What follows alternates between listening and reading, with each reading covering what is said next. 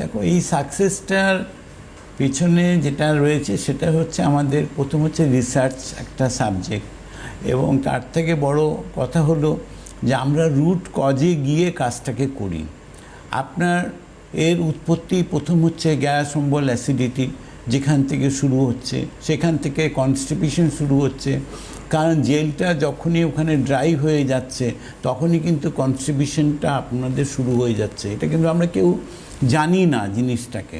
এই যে jail reformation যেটা হওয়া না হওয়া, এটার সঙ্গে স্টুলের কী সম্পর্ক আছে, এটা কিন্তু কেউই অ্যানালাইসিস করে না বা এটা নিয়ে কোনো আলোচনাও হয় না। কিন্তু সত্যিটা কিন্তু ওখানেই দাঁড়িয়ে আছে যে আজকে যখনই আমার কনস্টিপেশন চালু হলো, তার মানে হচ্ছে ওখানে আমার জেলটা রিফর্মেশন যেটা আছে ওটা কিন্তু আমার হচ্ছে না।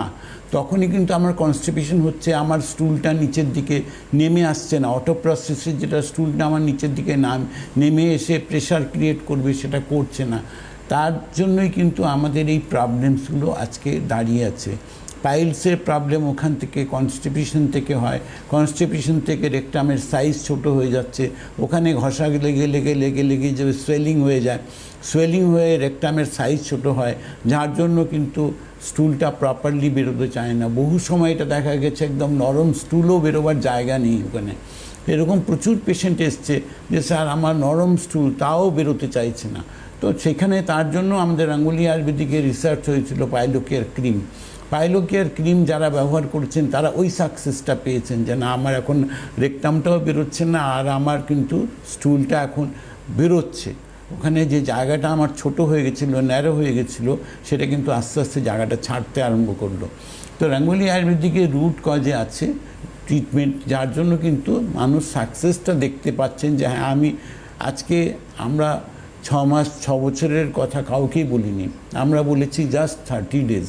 30 দিনের মধ্যে আপনি বুঝতে পারবেন যে আপনার ওষুধগুলো কাজ করছে এবং আপনার আগের থেকে ইমপ্রুভমেন্ট হচ্ছে।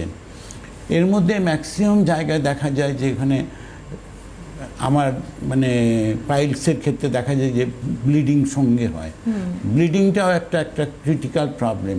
অনেক সময় আইবিএসের সঙ্গেও ব্লিডিং হতে পারে, নরম মল তার সঙ্গেও ব্লিডিং হচ্ছে, ঝরঝর করে ব্লিডিং হয়ে যাচ্ছে। এই যে প্রবলেমসগুলো আছে, এখান থেকে গাঙ্গুলি আয়ুর্বেদিক আজকে সেই সাকসেসটাও দিয়েছে যে ব্লিডিং যাতে না হয়, ব্লিডিং আটকানোর জন্য ওষুধ দেওয়া হয়। সেটাও আজকে যারা ব্যবহার করেছেন তারা এই রেজাল্টটা পেয়েছেন হাতে নাতে, যে না আমি সত্যি এখন আগের থেকে ভালো আছি। এবং আস্তে আস্তে করে পাইলসের মতো ক্রিটিক্যাল রোগ, ভিতরে ছোটো ছোটো রেকটাম হয়েছে, গ্ল্যান্ড হয়ে যাচ্ছে, ভিতরে র্যাশেস হয়ে যাচ্ছে, ভিতরে জ্বালা যন্ত্রণা বাড়ছে, স্টুল টাইট হচ্ছে, অনেক প্রবলেম। পাইলস মানে একাধিক প্রবলেমস নিয়ে আছে। তারপরে হচ্ছে নালিঘা হয়ে ফিস্চুলা তৈরি হওয়া, সেটাও একটা আলাদা প্রবলেম। একটু ছেড়ে রাখলে অনেকগুলো সমস্যা, অনেকগুলো প্রবলেম, মানে একটার সঙ্গে একটা জড়িত। আজকে যারা ফিস্চুলা আছে তারা ভাবছে যে একটা অপারেশন করবো ভালো হয়ে যাবে। এরকম আছে, বহু মানুষ আছে একবার অপারেশন করেছে, 2বার করেছে, তারপরেও দেখা গেছে যে তার প্রবলেমসটা নিচ্ছে না। কিছুদিন পরেই আবার তার ওখান থেকে পুজো বেরোচ্ছে, রক্ত বেরোচ্ছে।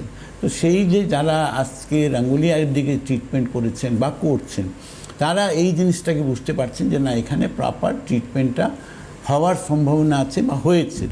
রেজাল্ট আছে বলেই কিন্তু গাঙ্গুলি আয়ুর্বেদিকের সার্ভিসটাও রয়েছে ননস্টপ 12 ঘন্টা, যে আমাদের সপ্তাহে 7 দিন যে সার্ভিসটা আছে সেটা কিন্তু এফেক্টিভ আছে, এবং এটা কনফার্ম করে যে মানুষ সেখানে রেজাল্ট পাচ্ছে।